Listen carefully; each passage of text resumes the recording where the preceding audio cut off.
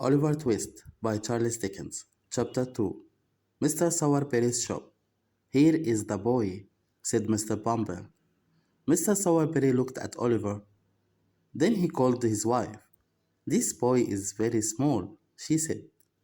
Yes, he is small, said Mr. Bumble, but children grow. Children cost a lot of money, said Mrs. Sowerberry. She looked at Oliver and said, The dog isn't here tonight. You can eat his food. Here are some cold pieces of meat. Oliver ate the dog's food quickly. Come with me, she said. Your bed is in the shop. You can sleep here with the coffins. Good night. There were a lot of coffins in the shop. Oliver was very sad and afraid that night. He was alone in a strange place. He was all alone in the world. He didn't have any parents and he didn't have any friends either. The next morning, he heard a noise outside the shop door. Open the door, said a voice. Oliver opened the door and saw a big boy. He had small eyes and a red nose. I'm Mr. No Clayball, said the boy. You work under me. Open the windows immediately. No wasn't a friend. He was an enemy. No was jealous of Oliver. He pulled his hair and his ears. There were a lot of funerals during this time. Mr. Sowerberry gave Oliver a special black hat and dark jacket. Oliver became a mourner at many funerals. After the first funerals, Mr. Sowerberry asked, Well, do you like funerals? Oliver said, Not very much, sir. One day No said bad things about Oliver's mother. Oliver's face became red with anger. He was furious. He hit the table and the chair.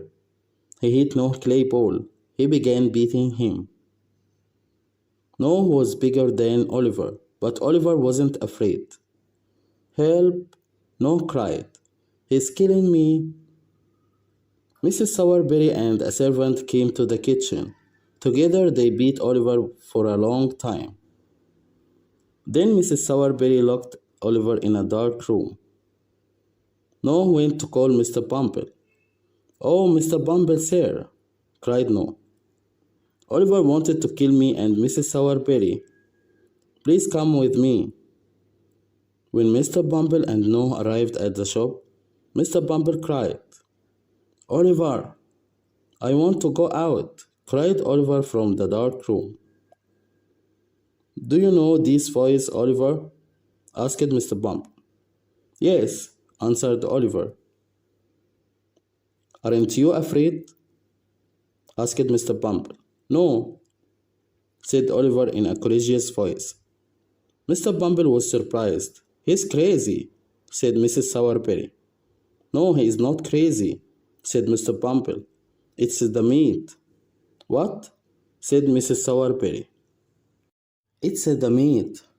You gave him too much meat to eat. At the workhouse we give them porridge and this never happens.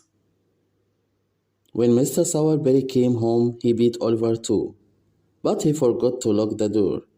That night, Oliver fell to the floor and cried all night. He cried too many tears for a little boy.